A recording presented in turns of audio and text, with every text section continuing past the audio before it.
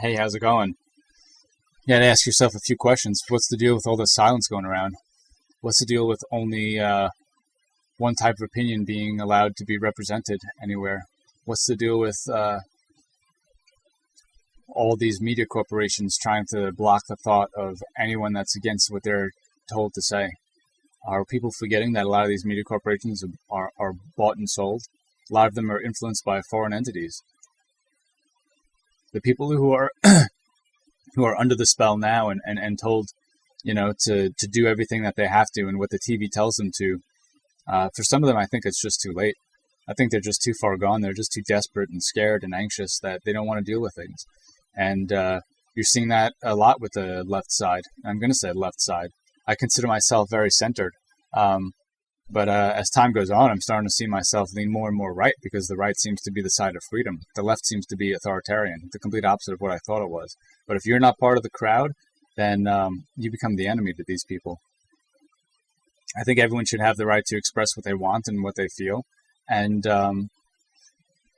not feel like they need to get harassed or dragged through the mud or slandered, because people who do that are obviously evil, and they have their own intents, and they have very selfish wants and desires and hidden agendas or obvious agendas. And why are big tech conglomerates, why do they seem to be in on it? The people that are on the left seem to be doing exactly as these corporations tell them to. They're not anti-establishment, they're pro-establishment. And no one should be pro-establishment to the point of absolute control and domination, because that's what we're seeing happen right now. Anyone who disagrees with what the left says becomes an enemy or target, as opposed to you having the right and freedom to think whatever. Why is the left becoming so agitated with even the word freedom? These people are obsessed with control. I think a lot of them are damaged, and a lot are damaged from just their environment alone as well. I think after you get certain damage to your brain, you start thinking a certain way. And I think some of that has to do with chemicals. I would not be surprised. I would not be surprised if, the different sides of government or teams or whatever you want to call them seem to just attract certain types. And the same people who were once anti-establishment are now dependent on the establishment, and they're dependent on Big Pharma because they were told they have all these psychological problems that they need these drugs for. And they're falling and feeding right into the hands of all the people on the left, the corrupt DNC, it seems like. And someone who's independent. And I see, there's definitely some corruption on the right side as well, but it's nowhere near the left side. And this is why I left the left. I had to leave. It's becoming too authoritarian. And any of my friends who I thought were friends, if I disagreed with them, they'd start trying to insult you and call you names and try to rally some sort of movement against you like a psychopath. These people have ill intent. They want harm to people who don't think like them, to the point where I feel like we're even seeing, people who claim to be doctors and doctrines and stuff wish harm on the people that they're working on just because they disagree with them. And you're seeing that everywhere, from in the institutions and the teachers to the media companies, anything that's establishment, even the pharmaceutical companies. They almost seem to be, angry at those who don't want to take the vaccine of any kind. There are certain vaccines that I do take. One of them is tetanus, because I work and have worked with a lot of, tools and metal and all sorts of stuff like that. But now it's starting to make me think, like, are all these vaccines going to be incorporated with this weird stuff? I mean, right now you're seeing every day there's more and more outbreaks of shingles, and that's a type of herpes. And why is that happening? Because people who most likely took the vaccine, which they use a herpes vector in order to transport the synthesized RNA into your body, so then your body can use that and try to synthesize its own proteins when it mends its messenger RNA with yours. This is dangerous. A lot of it's dangerous, and we're seeing more and more problems. I have friends who are developing problems, and people who have gone silent since, taking certain things. There is obviously a bigger goal at play here, because at the same time that this broke out and we're seeing things come from the left and their extreme views and their extremist views to attack anyone who thinks differently of them is becoming dangerous, and a lot of it seems to be fueled by even foreign influence like the CCP and other corporations, even to the point where, you know, a lot of these this BLM movement and the leftist propaganda seems to also be backed and generated by a lot of Manson followers. I mean, you can go on to a lot of those Manson websites and forums, and they're just talking about how, you know, they want to implement these things and how they want the race war to happen, and they almost feel like they're disciples of Charles Manson. Like, this is just getting psychotic, and people don't want you to talk about this or anything similar or any other view that opposes theirs. It's becoming quite a scary place. That's why I have this behind me, the old shh. It's becoming a real threat. And I think people are so used to their semi-perfect world in America where there's just a normal biasy, where all these people don't want to even accept the fact that things could escalate into anything else, except the people that have already witnessed it. And anything will be told, you know, you're either a conspiracy theorist, or you don't know what you're talking about, or you don't know how to do research, but none of these people are doing it. It's like, I make sure that what I'm talking about can be backed somewhere by something. You know, even if it's ideas that are based in scientifically or psychologically sound realms. I think people really need to pay attention to what's happening around them. This is, and you're hearing people from socialist countries say this, that this is what's happening in America is exactly what happens before, like, socialist takeovers. And why anyone would be for socialism is absolutely crazy. It's so unfortunate because a lot of these young people, they have no idea what it means. They have no idea about the true implications because, for one, they haven't lived long enough. They have no experience. And two is they're just told by the people that they pay them to, like their professors and stuff, that this is what you're supposed to think. And people have this biasy that once somebody teaches them, a so-called professional or someone with a degree teaches them something, they automatically think they're an expert. This is the dangers. And these are the dangers of intellectuals. These are the dangers of radicals. These are the dangers of people who think they are martyrs, or martyrs, I should say.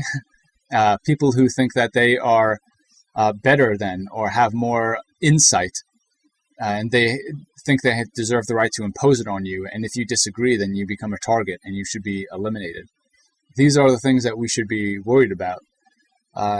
We don't live in a fantasy land. We don't live in anything but reality. And we have to realize that every single thing someone does will bring some sort of consequence. The consequence is a reaction.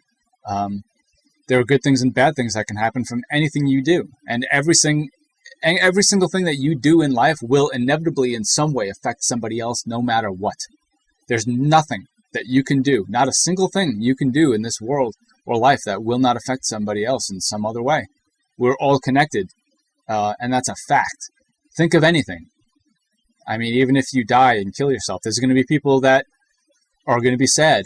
And if not, they're going to have to deal with you, and they're going to have to deal with your body, and your body's going to have to be put somewhere. And then minerals and energy and everything is going to have to be involved in one way or another, whether it's the guy who buries your grave or the guy who cremates you, the people who fed you when you were here. Every single thing in your life is connected to something else. And it's really important to remember that. So the only thing you can do is try to do the best that you can for positive means, not for selfish means, not for control.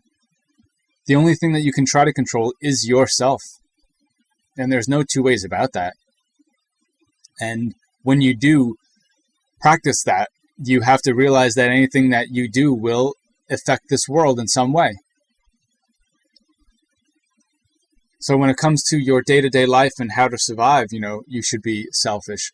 But when it comes to everything that you interact with and the means in which you go about those goals, you have to realize that everyone else is involved, and you need to do the best for not only yourself, but for everyone else. Because if you do something negative and it affects other people negatively, then they'll do something negative and it'll probably come back to you in a negative way. Like what we're seeing with the environment and what we're seeing with the government and how people are trying to control us. all these banks and corporations buying up the houses, so you're not going to be able to own any, and they'll own everything you do, and you're going to have to lease it just like they do in China, and you're going to have to shovel out money for 70 years. And then once you die or 70 years is up and you can't pay, they take it back from you, and who knows where you end up. We have to be very cautious as to what we do in everyday life. We have to be very aware of how we want to impose ourselves in this world and how we want to affect our surroundings and in turn everyone else around us. We have to stop putting our own selfish wants in front of everybody's needs.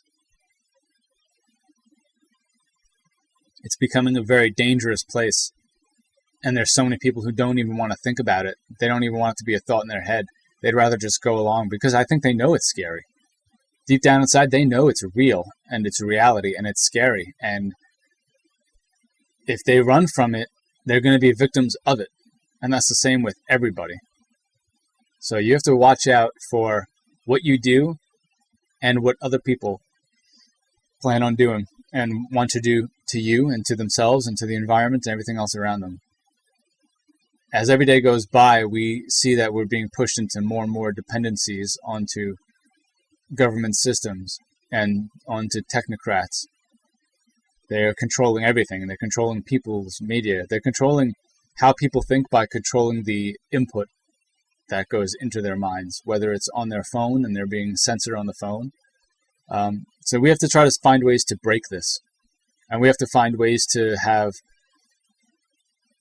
non-Google phones, non-Android phones, non-Apple phones. Everyone needs to start learning Linux. The things that Windows 11 has implemented, I guarantee sends information of some sort to 3-letter organizations. And we have to stop using these products. And as much as they want to try to make it convenient for us, we have to realize that we can do things open source. And we have to start doing things open source before they ban that too. We have to stick together and make that a giant before they can slam it down. We need to change our phones to Linux phones or some other open source software so major conglomerates and corporations can't get a hold of it.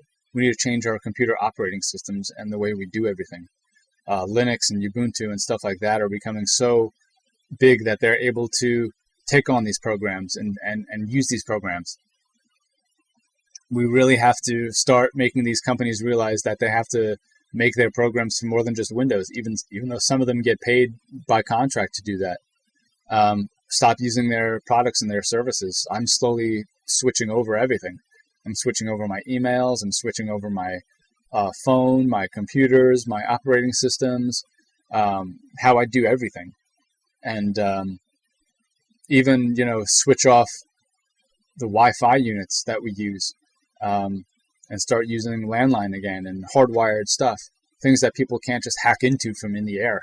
Because think about that. The more and more that we are integrated into this new wireless mesh technology, the easier it is for people to steal anything from us, whether it's identity, money, anything, information, and they can, use it against you in any way.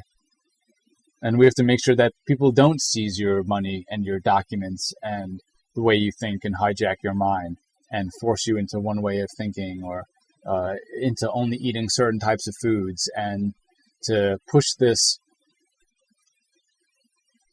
unnatural future that this world seems to be getting into. At the same time, they're saying, go green, go natural, but what else is natural? They just are trying to find the cheapest, easiest ways to harvest energy, and that's going to be solar. And that's their version of green and environmentally friendly. But what are they doing? They're trying to clone your meat. They're trying to clone vegetables and grow vegetables in random spots and genetically modify them so only certain crops can grow. Everything is about total domination and control. And to the people that don't see this, I feel very bad. I don't think I'm one of the smartest people ever by any means, but I try to be. I try to be as aware of my surroundings as possible. The only thing you can do is try to learn as much as you can and to try to discover as much as you can and make sure you're doing the right things. You know, find ways to be less dependent on any of these organizations and companies.